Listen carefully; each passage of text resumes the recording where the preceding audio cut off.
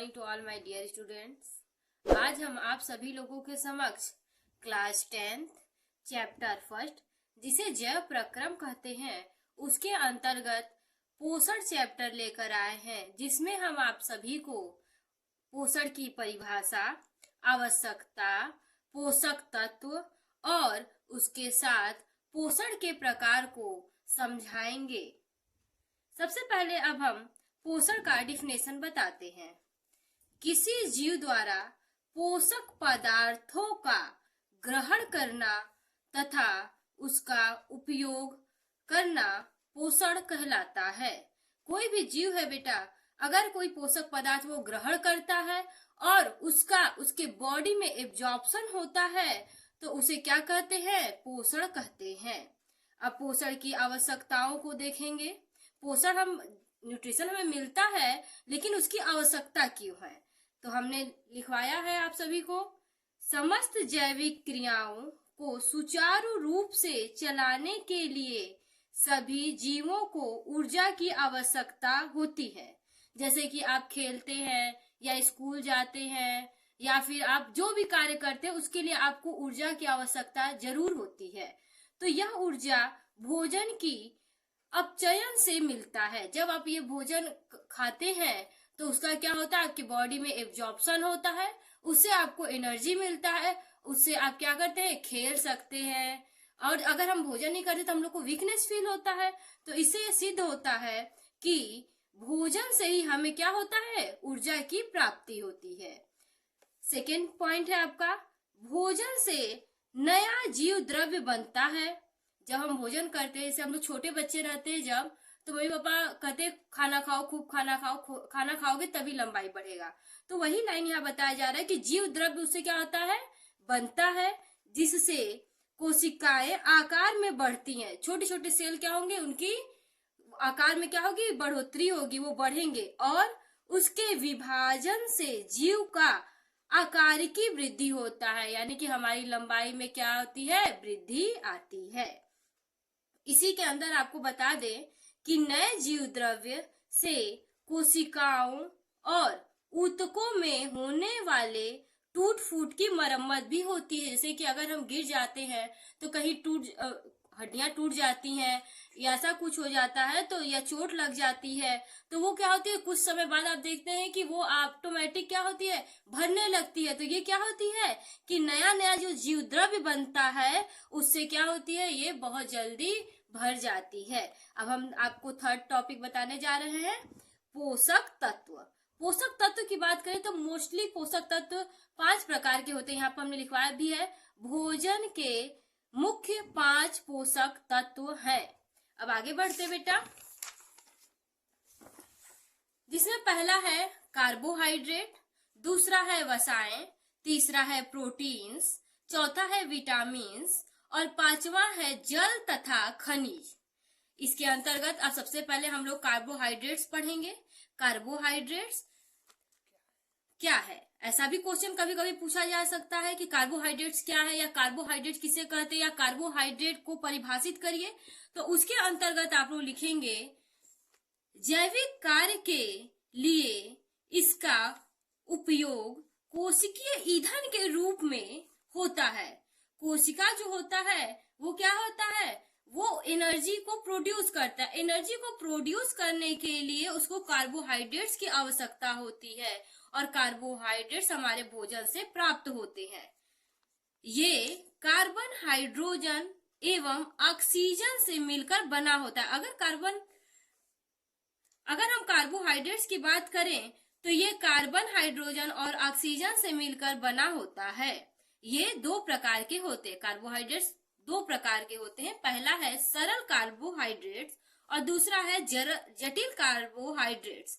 सरल कार्बोहाइड्रेट्स वे कार्बोहाइड्रेट्स होते हैं जो कि आसानी से टूटकर एनर्जी प्रोड्यूस करते हैं। जैसे उसमें आएगा ग्लूकोज, फ्रक्टोज, लैक्टोज। ठीक है। इसके बाद जटिल कार्बोहाइड्रेट्स वो होते हैं जो कि आसानी से नहीं टूटते, उनको टूटने में थोड़ा टाइम लगता है। उसमें आगे आपको आलू, चावल, साबूदाना इत्यादि। इसके बाद आपको हम बताने जा रहे हैं वसाएं यानी फैट्स। शरीर में अतिरिक्त भोज्य पदार्थ वसा के रूप में संग्रहित होती है और ऊर्जा प्रदान करती है। देखिए बेटा, जब आप बहुत अधिक भोजन कर लेते हो, जितनी रिक्वायरमेंट होती है उतनी बॉडी तो एब्जॉर्ब कर लेती है, लेकिन उसके बाद ज्यादा अगर एनर्जी है तो वो आपके लीवर में जाकर स्टोर हो जाता है। तो वो क्या होता है, वसा जो होती है, एक्स्ट्रा वसा हम लोग ले लेते हैं, तो वो क्या होता है, लीवर में जाकर स्टोर हो जाता है, यानी संग्रहित हो जाता है। इसके बाद देखिए, पशुओं में हमें ये मक्खन, पनीर, दूध तथा घी के रूप में मिलते हैं। जैसे कि हम लोग मक्खन खा लिए, पनीर खा लिए, दूध खा लिए या घी भोजन में डालकर खाते, ये हमें पशुओं से मिलने वाले वसाएं हैं। ठीक है। जैसे अब इसके बाद देखिए, वनस्पति से यानी कि पेड़ पौधों से भी मिलते हैं बहुत सारी वसा, जैसे नारियल, बादाम, मूंगफली, सरसों लिखा है, तिलहन इत्यादि। ये किससे मिलेंगे, पेड़ पौधे से मिलने वाली वसाएं हैं। इसके बाद हम प्रोटीन्स स्टडी करेंगे। प्रोटीन्स, अब देखिए, प्रोटीन जीव द्रव्य निर्माण करने वाला प्रमुख पदार्थ है। प्रोटीन से क्या होता है, जीव द्रव्य का फॉर्मेशन होता है, निर्माण होता है। ये शरीर में टूट फूट की मरम्मत करता है। प्रोटीन्स के कारण ही जितना अच्छा, जैसे छोटे बच्चे होते हैं उन्हें प्रोटीन्स लेवल अच्छी होती है, वो ग्रो कर रहे होते हैं, तो उनके जल्दी चोट लगता है, लेकिन क्या होता है, जल्दी भर भी जाता है। वो किसके कारण, वो प्रोटीन्स के कारण होता है। इसके आगे हम पढ़ेंगे, carbon, hydrogen, nitrogen, oxygen protein के निर्माण में भाग लेते हैं। देखिए, अगर प्रोटीन का फॉर्मेशन होता है तो उस समय क्या क्या चाहिए होता है, कार्बन, हाइड्रोजन, नाइट्रोजन और ऑक्सीजन, ये सभी मिलेंगे चारों, तो प्रोटीन का क्या होता है बेटा, फॉर्मेशन होता है। आगे देखेंगे, जंतुओं में प्रोटीन के स्रोत मांस, मछली, दूध, अंडा तथा पनीर इत्यादि है। देखिए, जंतुओं से हमको प्रोटीन मिलता है, वो क्या होता है, मांस होता है, मछली, दूध और अंडा और पनीर भी बेटा क्या होता है, मांस जैसे मिल रहा है वैसे ही जंतुओं से पनीर भी मिलता है, दूध से बनाया जाता है। जबकि दाल, गेहूं, सोयाबीन इत्यादि ये सभी किससे मिलते हैं आपको, ये सभी प्रोटीन के हैं, लेकिन ये सभी मिलेंगे आपको पेड़ पौधों से प्राप्त होते हैं। अब इसके बाद नेक्स्ट चौथा टॉपिक हम आपको बताते हैं, विटामिन्स। विटामिन्स क्या है, ये जटिल कार्बनिक पदार्थ है जो शरीर की प्रतिरक्षा प्रदान करता है। शरीर में प्रतिरक्षा प्रदान करने के लिए क्या होता है, प्रोटीन्स मिलता है। ये कभी एनर्जी प्रोड्यूस नहीं करता है, लेकिन हाँ आपको प्रतिरक्षा प्रदान करता है। ठीक है। इसकी कमी से अपूर्णता रोग होती है, यानी कि इसकी डिफिशियंसी से बहुत सारे डिजीज होते हैं, वो आपको आगे स्टडी करना है। अब देखिए, विटामिन्स मुख्यतः दो प्रकार के होते हैं। अगर विटामिन्स को सॉल्युबिलिटी के आधार पर, यानी घुलनशीलता के आधार पर देखे बेटा, तो ये क्या होता है, दो प्रकार के होते हैं। जल में घुलनशील विटामिन, पहला विटामिन वो होता है जो जल में आसानी से घुल जाता है, उसे जल में घुलनशील विटामिन कहते हैं। और दूसरा है जल में अघुलनशील विटामिन, या इसे कह सकते हैं वसा में घुलनशील विटामिन। ठीक है, ये जल में तो नहीं घुलते, लेकिन वसा में आसानी से क्या होते हैं, घुल जाते हैं, इसीलिए इसे वसा में घुलनशील विटामिन कहते हैं। अच्छा, एक बात और, विटामिन जो शब्द है ये फंक नाम के साइंटिस्ट ने दिया था। ठीक है। अब देखिए, विटामिन की बात कर रहे हैं, विटामिन शब्द जो है फंक नाम के साइंटिस्ट ने दिया था। उन्होंने बताया सॉल्युबिलिटी के आधार पर इसे दो पार्ट में डिवाइड किया। पहला देखिए, वसा यानी फैट सॉल्युबल विटामिन, वसा में घुलनशील विटामिन। ठीक है। और दूसरा है वाटर सॉल्युबल विटामिन, इसे कह सकते हैं हम जल में घुलनशील विटामिन। अब वसा में घुलनशील विटामिन की बात करें तो इसमें आता है A, D, E, K। ठीक है, vitamin A, vitamin D, vitamin E और विटामिन के, ये एक चार ऐसे विटामिन हैं जो क्या होते हैं, वसा में घुल जाते हैं। इसे एक ट्रिक है कि कीड़ा भी कहते हैं, KEDA, कीड़ा तो आप लोगों ने देखा ही होगा बहुत ढेर सारा। तो कीड़ा क्या होता है, कीड़ा अगर हम ट्रिक से याद करें तो कीड़ा किसमें घुलता है, फैट में घुल जाता है कीड़ा। अब हम पढ़ेंगे जल में घुलनशील विटामिन। ठीक है, तो उसमें क्या है, जल में घुलनशील विटामिन बी और सी है। ठीक है, बी में बी कॉम्प्लेक्स आता है, बी को कई पार्ट्स में डिवाइड करना है, लेकिन क्लास 10th में अभी इतना स्टडी नहीं करना है। अब आगे हम लोग पढ़ते हैं जल तथा खनिज, 5वां पॉइंट है। ठीक है, तो सबसे पहले जल। जल जीव द्रव्य का मुख्य भाग है। जितना जीव द्रव्य बना होता है उसमें जल जो होता है 90% होता है, इसलिए जल क्या है, जीव द्रव्य का मुख्य भाग है। जीव द्रव्य की सक्रियता जल से प्रभावित होती है। जल जितना होगा जीव द्रव्य में, उसकी सक्रियता उतनी ही प्रभावित होती है। ठीक है, यह शरीर के ताप नियमन में भी क्या होता है, सहायता करता है या सहायक होता है। ठीक है, अब देखिए आगे हम पढ़ेंगे खनिज। खनिज की बात करते हैं तो अकार्बनिक खनिज लवण उपापचयी क्रियाओं के लिए आवश्यक होते हैं। जितने मेटाबॉलिक प्रोसेस शरीर में होते हैं उसके लिए क्या होता है, अकार्बनिक खनिज लवण क्या होते हैं, रिस्पॉन्सिबल होते हैं। ये शरीर के विभिन्न अंगों के निर्माण में भी सहायक होते हैं।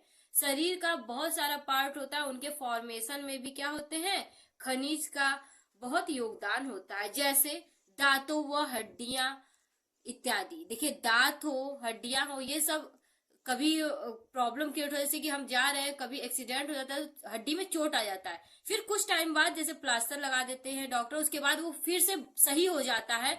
तो इसके फॉर्मेशन के लिए खनिज की भूमिका होती है। ठीक है, अब हम आगे पढ़ेंगे पोषण के प्रकार। ठीक है, पोषण क्या होते हैं, मोस्टली अगर देखा जाए तो पोषण मुख्यतः 2 प्रकार के होते हैं।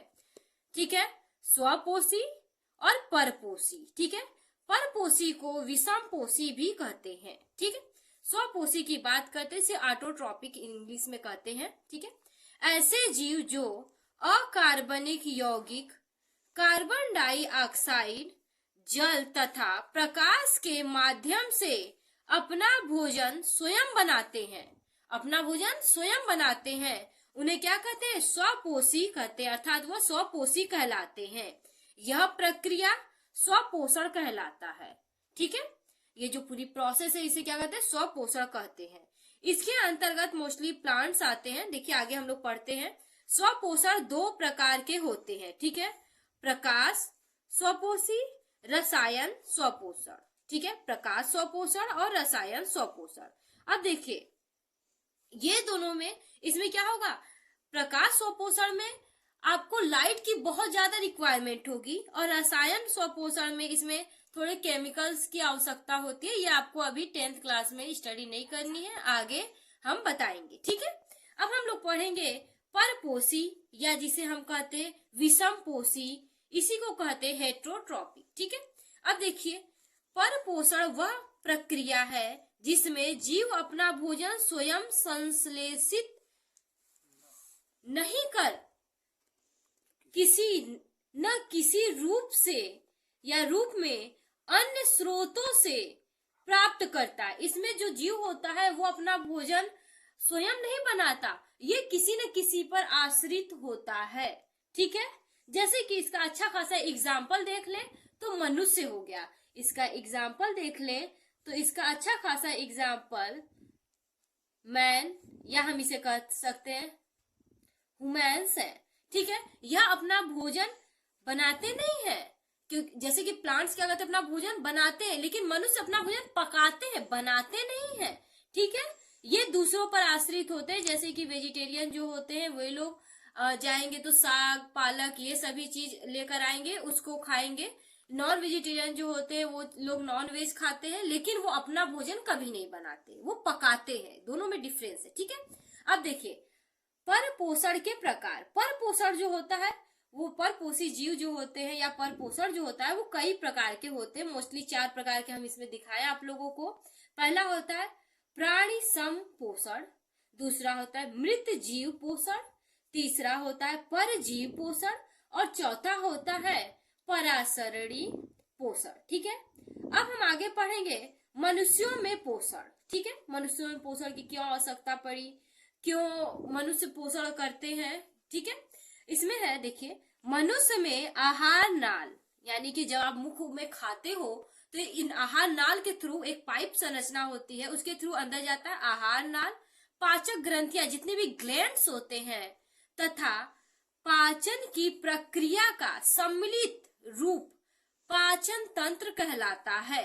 देखिए उसमें क्या हुआ, आहार नाल होगा, पाचक ग्रंथियां होती है, और वो जो पचे हुए भोजन की जो प्रक्रिया हो रही है, इन तीनों को अगर सम्मिलित रूप से अगर हम देखते हैं तो क्या कहलाता है, पाचन तंत्र कहलाता है।